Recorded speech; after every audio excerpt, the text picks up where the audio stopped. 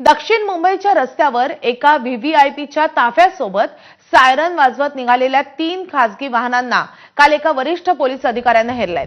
त्यांच्या सूचनेनुसार वाहतूक पोलिसांनी या ताफ्याचा माग काढला, मात्र हा ताफा थेट उद्धव ठाकरे यांचा निघाला। पोलिसांनी दंडात्मक कारवाई न करता समज देत केवळ सायरन काढण्याचे आदेश दिलेत। वाहतूक विभागाचे पोलीस सहआयुक्त अनिल कुंभारे यांनी अशी कोणतीही घटना घडली नसल्याचं स्पष्ट केलं असलं तरी या घटनेची चर्चा पोलीस विभागामध्ये दिवसभर रंगली होती। वाहतूक विभागामधल्या एका वरिष्ठ पोलीस अधिकाऱ्यानं नाव न सांगण्याच्या अटीवर दक्षिण मुंबईत घडलेल्या या प्रकाराची माहिती महाराष्ट्र टाइम्सला दिली आहे। राज्यामध्ये मुख्यमंत्री आणि अतिमहत्त्वाच्या व्यक्ती वगळता अन्य कोणाच्याही वाहनांना सायरनची परवानगी नाहीये। अशा प्रकरणामध्ये वाहतूक पोलिसांकडून दंडात्मक कारवाई करण्यात येते, मात्र गुरुवारच्या घटनेमध्ये याकडे कानाडोळा करण्यात आला होता।